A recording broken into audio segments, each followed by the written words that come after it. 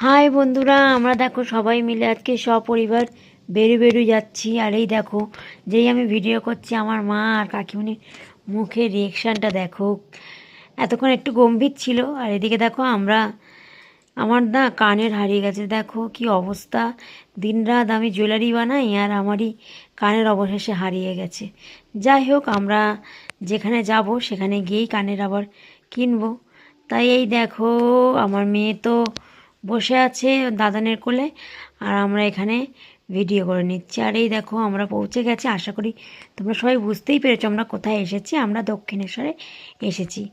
তো সবাই মিলে পুজো দেবো বলে। আর এই দেখো, কাকু কথা বলছিল আর আমি কাকুকে কেনে বলছি, চলো কাকু তোমার ফটোটা আগে তুলে নিই, ভিডিওটা করে নিই, তারপর তুমি ফোনে কথা বলবে। তারপর মা আর কাকিমণি সবাই মিলে কিছু কেনাকাটি করলো। তারপর আমরা এই দক্ষিণেশ্বরের মন্দিরে চলে এসেছি। আর এই অবশেষে আসার পরে দেখছিলাম আজকের এত লাইন ছিল, এত লাইন ছিল যে বলার মতো না। তো সবাই মিলে স্নান করবে অপেক্ষা করছিল, তাই জন্য আমরা তাড়াতাড়ি আর দেরি না করে, যে দেখলাম অনেক লাইন দক্ষিণেশ্বরের মন্দিরে, চলে গেলাম গঙ্গার ঘাটে। তো আমি একমাত্র স্নান করিনি বন্ধুরা, কারণ আমি ঠিকই জামা কাপড় চেঞ্জ বা বাথরুম যাই থাকুক, আমি বাইরে স্নান করাটা ঠিক আমার একদম ভালো লাগে না।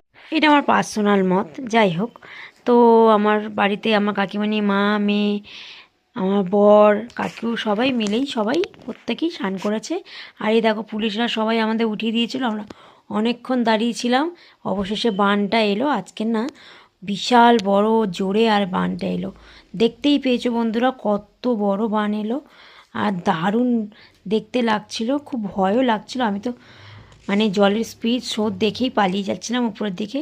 ওই দেখো কত মরা মরা, সব মরাগুলো সব ভেসে ভেসে যাচ্ছে আর বিচ্ছিরি গন্ধ করছিল। বান আইলে তো এরমই হয়। তারপরে এই আলতোভাবে মেয়েকে স্নান টান করিয়ে নিচ্ছে আমার কাকিমণি, মা মিলে। আর স্নান টান হয়ে গেছে, আমরা দক্ষিণেশ্বরের মন্দিরে পুজো দেওয়ার অপেক্ষা না করে আদ্যাপীঠে চলে আসলাম। আদ্যাপীঠে টোকেন কেটে নিলাম ভোগ খাওয়ার জন্য। আর এ দেখো, সবাই মিলে চলে গেল আদ্যাপীঠের মন্দিরে, ঠাকুরের মায়ের দর্শন করবে বলে সবাই নম নম নম নম করছে, আর আমি সবার ভিডিও করছি। আমি তো অকাজ কুকাজই করি।